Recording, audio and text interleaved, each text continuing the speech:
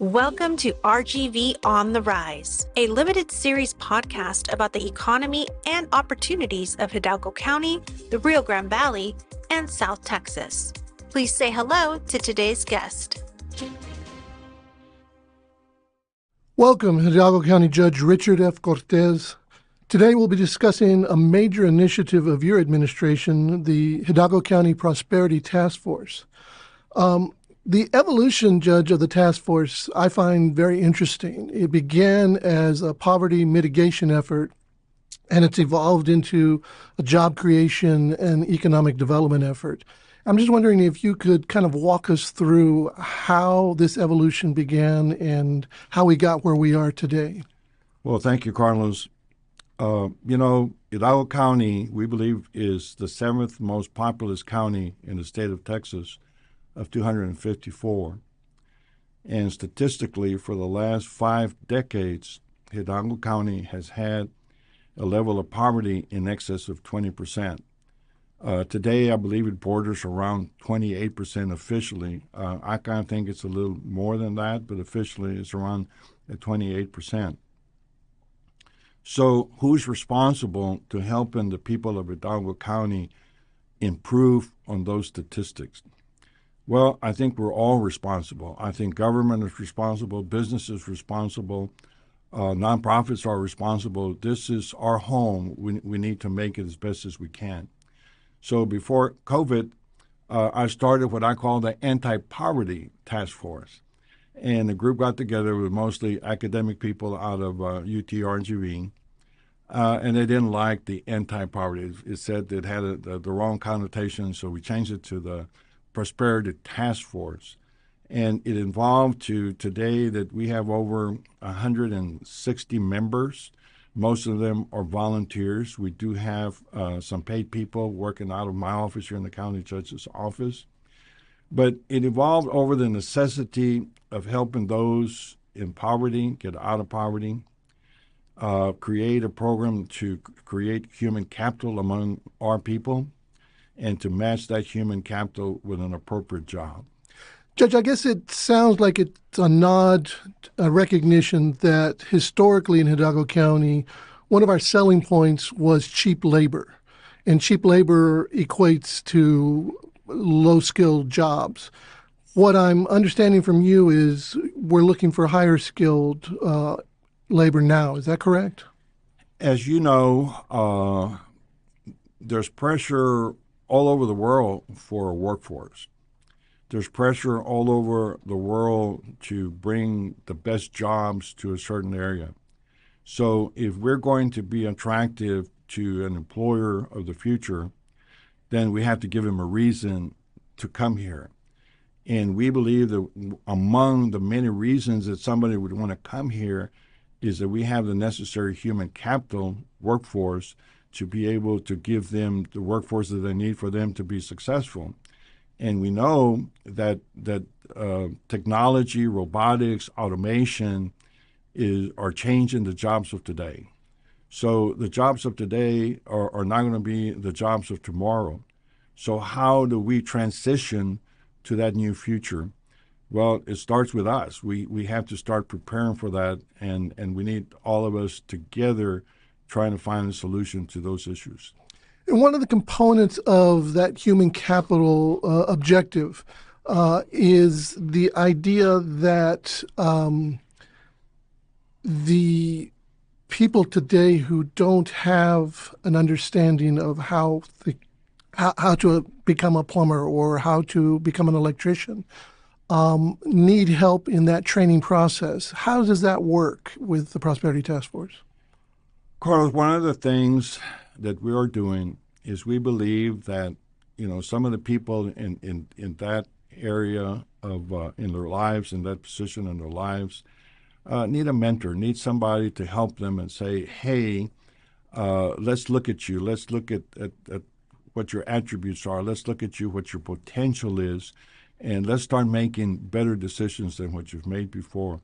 So when we start with an individual that's a targeted individual, we send them to a mentor so that the mentor and that person can come up together and start formulating a strategy. Then we send them to a counselor. The counselor is here to evaluate, well, more likely than not, what can they be good at? Can they be good as a welder? Can they be good as a ray technician or X-ray technician? What can they be good at that has a high probability? Then the last stage of the process is, wait a minute, this is a married person, has a mortgage, has a job.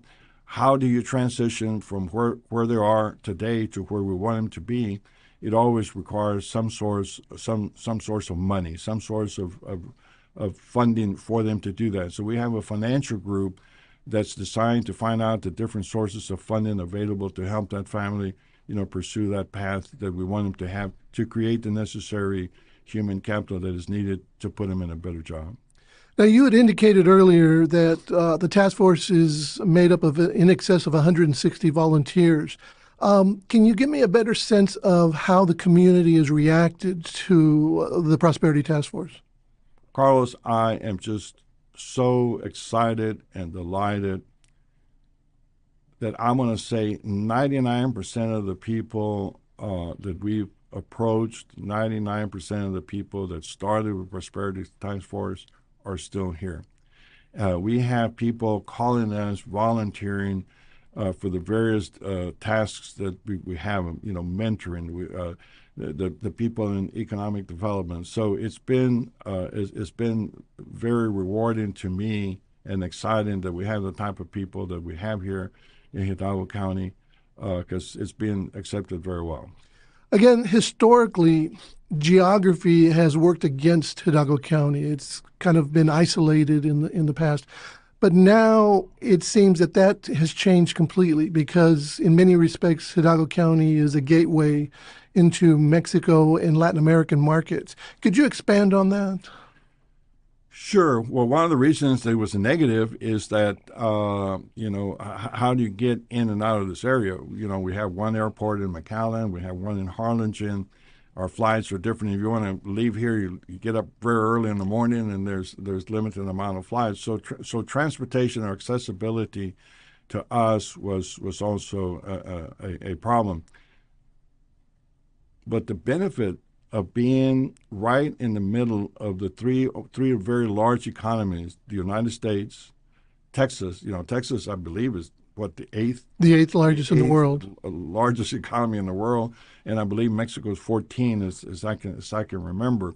We're right smack in the middle of those three huge economies, so we think that's an advantage.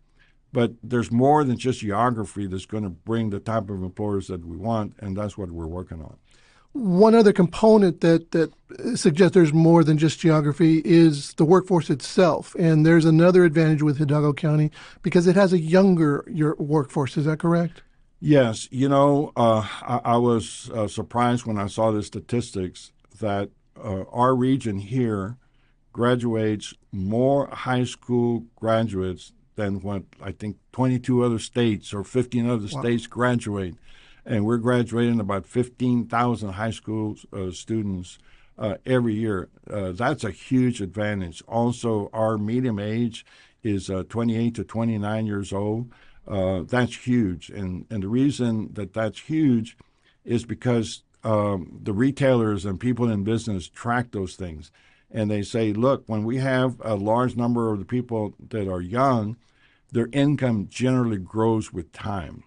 Their families grow with time. So we have a natural growth rate coming out of that area because of the population is young, as opposed to having older people like myself that said, hey, I don't buy refrigerators anymore. I don't buy furniture anymore.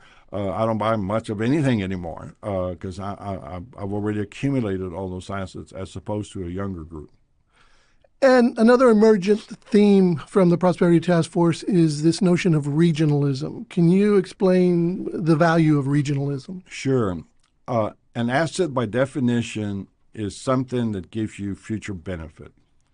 So when I was mayor in McAllen, I would sell McAllen, and we had assets in McAllen to sell. Now, as county judge, I have assets that are found in all of Hidalgo County that I can sell. But if we sell the region of the Rio Grande Valley, then we have all of the assets of the region of the Rio Grande Valley, which includes the port, of Brownsville. It includes South Padre Island, includes SpaceX, and it includes everything. So we believe that we can be more attractive to someone if we look at ourselves as a region, advertise the different assets that we have as a region, and promote ourselves as a region. So what are the next steps for the Prosperity Task Force? Well, the next steps is to continue to do what we're doing. As you know, that whenever you start a plan, whether you're building a house or anything, you make adjustments. You make adjustments to it. Our goals are basically three goals. The first one is we have a large population of people in poverty. How do we best serve them? It's surprising to me that a lot of the people that need help and receive help don't know where to go to receive it. So we want to make sure that we're not wasting any of the resources that are available to them, and we need to identify them, know who they are, how to communicate with them, and vice versa.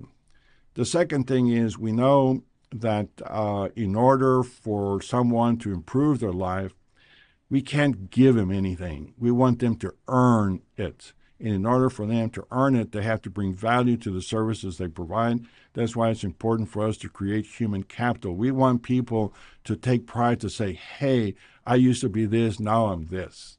And isn't it great that I went from this to this, and I'm better today than I was tomorrow? So we want to build pride in our people to be able to be more excited about learning, more excited about succeeding. And all of that will go to waste if we don't have the jobs here to match it. Many of the students that we're graduating from UT RGV, South Texas College, unfortunately, they're not being rewarded by that new skill that they have here in the Rio Grande Valley. So they're leaving the Rio Grande Valley. So we're losing that human capital because we can't find the jobs that we need. So it's also equally important that we do a very good job in attracting the companies so that we can keep that human capital we're creating.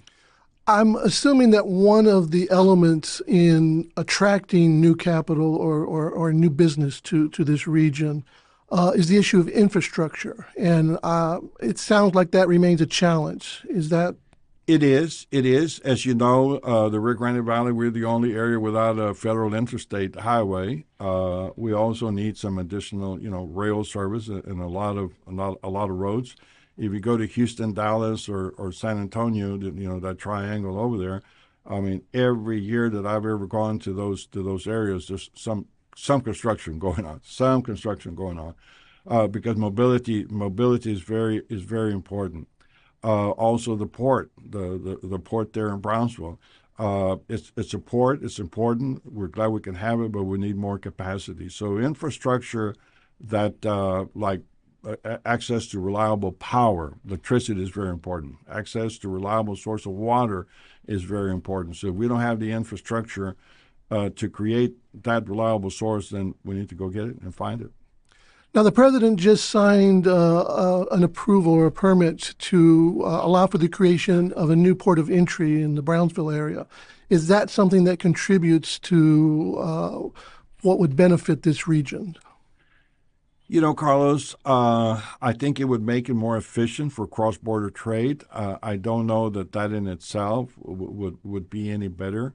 I think the best way for us to attract investment here is to know what we want, to know that we can serve what we want, and to know what it would take to attract them. And that's different for different companies. That there's a science to economic development.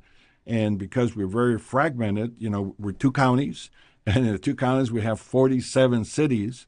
We have some cities that concentrate on economic development for their city.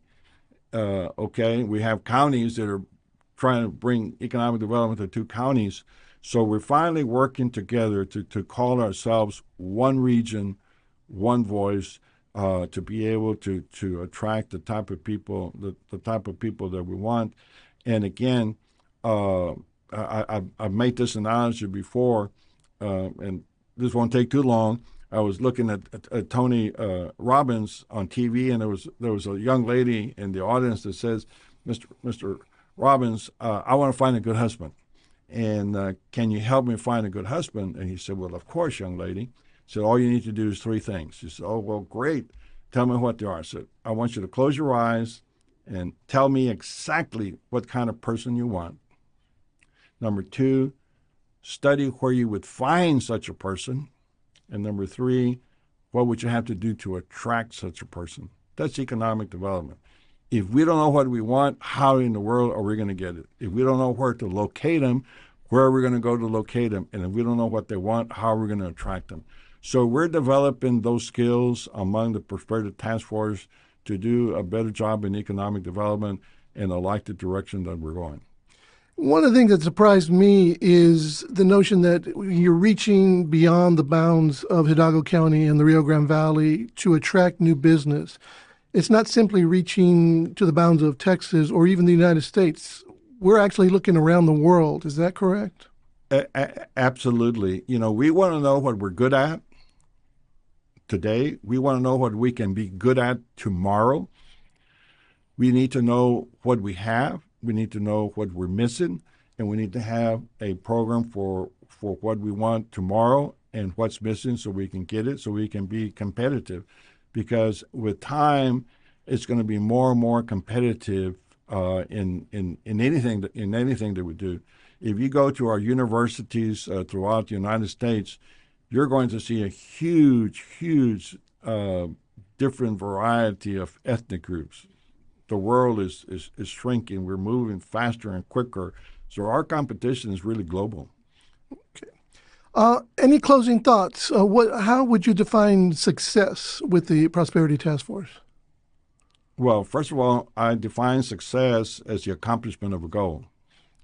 So I'm going to determine whether the Prosperity Task Force is successful or not if we accomplish the 3 goals that I outlined for you today. And I can tell you that we're moving the needle. Are we there? No. I had a lady friend of mine, say, well, golly, you all are moving too slow. And, we've only been in business a couple of years. And I used the analogy of the San Antonio Spurs. I said it took 20 years to become a championship team. Okay, you want us to be a championship team after 2 years? But I think we're going in a very good direction. We have some pretty outstanding people involved in what we're doing, and I'm betting that the talent and the skills of all the people that are involved with us is going to bring us to the finish line. It's going to bring us to the success and the accomplishment of the goals that we want. Excellent. Any other closing thoughts, Judge? Well, to me, I encourage everyone to join us and help us in some way. When people talk good about ourselves, good things happen. When people talk bad about ourselves, and bad things happen because somebody's going to believe it, somebody's going to look at it. I think if somebody has anything to complain about what we're doing or why we're doing it, you have every right to do that. But I'd like to know what it is, because if there's a way to make it better or improve it, that's what we're in business for. Hidalgo County Judge Richard F. Cortez, thank you so much for your time. Thank you, Carlos. In our next episode, we speak with the Hidalgo County Elections Administrator about election integrity, new voter laws, and how to cast your ballot for the November 5th presidential election. Join us on October 2nd for Episode 2 of RGV on the Rise.